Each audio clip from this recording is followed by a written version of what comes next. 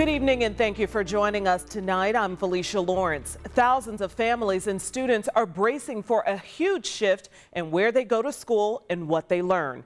IPS announced sweeping changes on the way as part of their Rebuilding Stronger initiative. So tonight, we'll break down the school closures and what's next for families, plus the classes IPS is promising to provide, and the new system geographically dividing up the district. In her State of the District address tonight, IPS Superintendent Dr. Alicia Johnson said the real world forces tough questions to be asked, like what matters most to our kids' futures.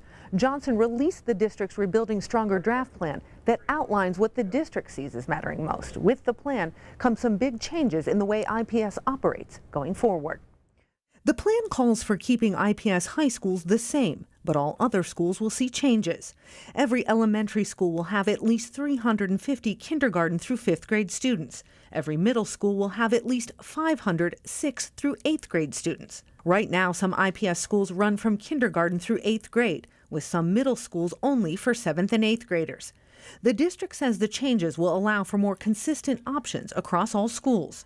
Some elementary and middle schools will see closures with these changes, something Superintendent Johnson says won't be easy.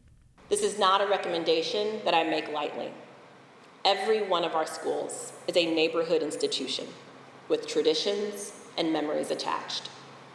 I know that this will cause disruption, and as your superintendent, I own that. None of this is easy, but it is what it takes to align resources and values. The district will be divided into 4 different enrollment zones where families in grades K through 5 can choose any school in their zone with transportation provided. According to the plan, every elementary school will offer art, music, physical education, technology, dedicated reading programs, library access, college and career preparation, and high school connections. Every middle school will offer the option to play an instrument, join a choir, or study visual arts. Middle school students will also have access to athletics training, advanced math programs, college and career preparations, foreign language classes, and civic and social studies classes. All of our children need choices like that to make school a place of engagement and challenge, to set them on a path to career success from the start. The district hopes Rebuilding Stronger will increase enrollment and graduation rates while improving achievement for all students and show dramatic gains for its students of color. Over the next 6 to 8 weeks, the community will get the chance to offer feedback on the proposal, with the board taking action on the final draft of the plan in November. Most of the changes that are coming will take effect in the 2024-2025 school year.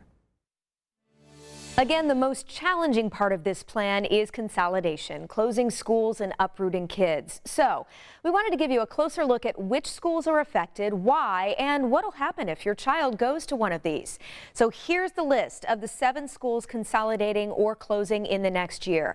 Francis Bellamy, George Buck School 94, Flora Torrance School 83, Raymond Brandis School 65, Francis Parker School 56, the Center for Inquiry 2 Benjamin Harrison facility, Paul Miller School 114, plus IPS says 2 more schools will close once construction is done on new buildings in the next few years. So why the closures and consolidations? Well, Superintendent Johnson says really comes down to money and maximizing resources. A lot of these schools are too small and have very low enrollment. Small schools can't afford to have all the variety of classes for kids, plus they still have to heat and clean and do all the things to maintain them, so it costs about $1,500 more per student to educate kids in those small schools. Other buildings, meanwhile, are in really bad shape, and it's way too expensive to fix them, the district says. Fixing them all, school leaders say, would be more than $500 million. So that's the why. What about the what's next? If your child goes to one of the schools that's closing or consolidating, what happens? Well, for some, there's a specific merger with another school, so you'll know exactly where they'll go. If there's not a merger, you do get a choice. It's a bit complicated, so we want to walk you through all of it. You'll find all those resources tonight on WTHR.com.